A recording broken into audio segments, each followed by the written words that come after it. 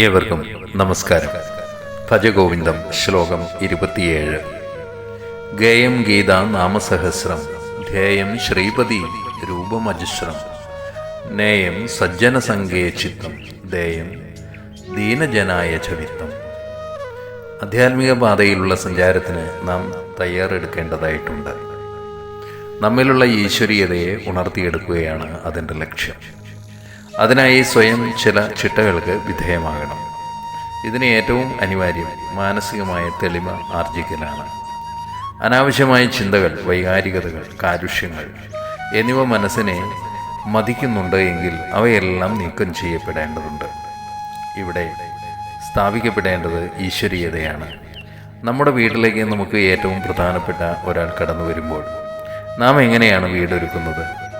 വീടിനെ അലങ്കോലമാക്കുന്ന വസ്തുക്കൾ അവിടെയും ഇവിടെയുമായി വാരി വലിച്ചിടുമോ? വീട് വൃത്തിഹീനമായിരിക്കുമോ? നാം ഏതു വിധേനയും വരുന്ന വ്യക്തിയോട് പെരുമാറുമോ?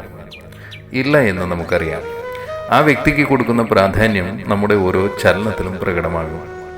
തീരെ പ്രാധാന്യം അർഹിക്കാത്ത വ്യക്തിയാണ് എങ്കിൽ നാം അക്കാര്യത്തിൽ ഒരു ശ്രദ്ധയും പുലർത്തില്ല. ഇവിടെ ഈശ്വരീയതയെയാണ് നാം നമ്മുടെ ശരീരമാകുന്ന ക്ഷേത്രത്തിൽ ഉണർത്തിയെടുക്കുന്നത്. അതുകൊണ്ട് അതെത്രയും ശുദ്ധവും വൃത്തിയുള്ളതും ആയിരിക്കണം. അശ്രദ്ധയോടെ കൈകാര്യം ചെയ്യാവുന്ന ഒന്നല്ല. അശ്രദ്ധ കാണിക്കുന്നു എങ്കിൽ അതിൽ പ്രകടമാകുന്നത് അവഗണനയാണ്. അതിനാൽ ആവശ്യമായ തയ്യാറെടുപ്പുകൾ വേണം. ഒന്നാമതായി നിത്യനാമജപം വേണം. നാമത്തിലൂടെയാണ് നാമിയിലേക്ക് നാം എത്തുന്നത്. നാമി ഈശ്വരീയതയാണ്. ഭഗവത്ഗീത, സഹസ്രനാമം എന്നിവയുടെ നിത്യപാരായണം ഇതിനെ സഹായിക്കും. ഇത് അധര വ്യായാമം ആകരുത്. ഹൃദയത്തിൽ ശ്രീപതിയുടെ, മാധവന്റെ രൂപം ഇടതടവില്ലാതെ ധ്യാനിച്ചുകൊണ്ട് ആകണം. മറ്റു ചിന്തകളോടെ ആകരുതെന്ന് താല്പര്യം. ഇനി വേണ്ടത് സജ്ജനങ്ങളുമായുള്ള സമ്പർക്കമാണ്.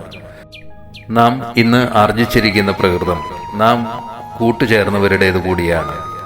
ആരോടാണ് നമുക്ക് സമ്പർക്കം വേണ്ടത് എന്ന് നാം തന്നെ തീരുമാനിച്ച് ഉറപ്പിക്കണം. ഇനി വേണ്ടത് സമ്പത്തിനോടുള്ള ആസക്തി ഇല്ലാതാക്കലാണ്. അതിന് ഏറ്റവും ഉചിതമായ മാർഗം കഷ്ടത അനുഭവിക്കുന്നവരെ സഹായിക്കലാണ്.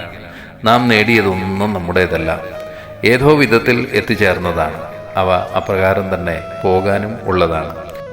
അതിനാൽ സഹായിയായി വർത്തിക്കാനും നമുക്കാകണം എന്ന് ആചാര്യ സുമതി ഈ ശ്ലോകത്തിലൂടെ ഓർമ്മിപ്പിക്കുന്നു.